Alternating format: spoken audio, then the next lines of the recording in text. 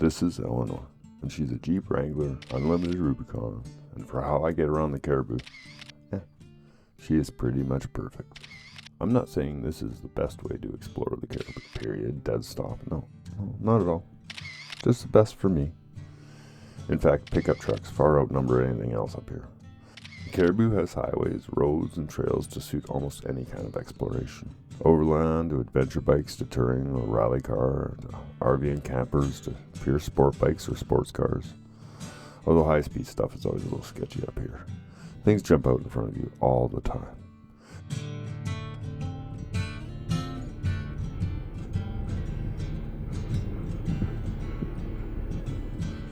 As a photographer, what I like to explore are the forests and meadows and marshes and mountains, along with the hidden lakes and ponds that we have all over the Cariboo. And of course this fits right in with what I like to photograph, which is mostly wildlife and nature.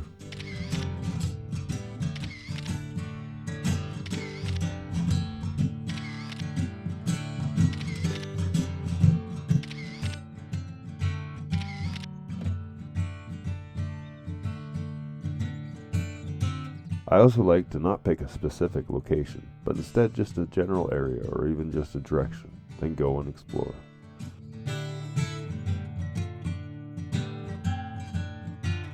If I see a road or a trail that looks interesting and my gut says yes, I try it. If my gut says head north, well, then I'll find roads and trails to do that. With this kind of approach, I need a vehicle that can deal with surprise.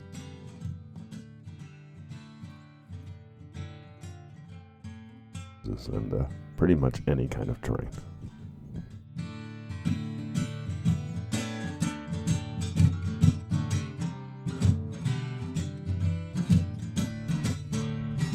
I really didn't need anything fast. I do all this at a pretty slow speed. Otherwise, you scare away the wildlife.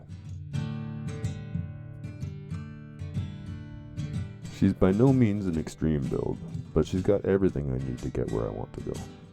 I'd love to take credit for the full build, but 85% was already done when we bought her. She's got a 2-inch lift and 33 by 12.5s that, so far, have been big enough for anything I've had to tackle. I am exploring and not extreme rock crawling after all. Still, at times the terrain can be challenging and she always does it without a complaint. Maybe she'll get 35s one day. She has high clearance bumpers and a worn winch, so I never get stuck, but when I do, I'm getting out. She has extra lights for before and after sunset, a roof rack for those longer excursions, and adjustable shocks for a cushy ride. Other than camera mounts and storage, the rest of her is pretty much stock. To finish up, I needed something to get me everywhere I needed to go, even if I don't know where that is until I get there.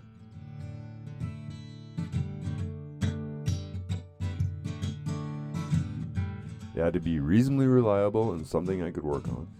It had to be reasonably economical, and most importantly, it had to always get me home. Oh, that was a bitch and a half, wasn't it? Whew. So far, she has done as promised every time.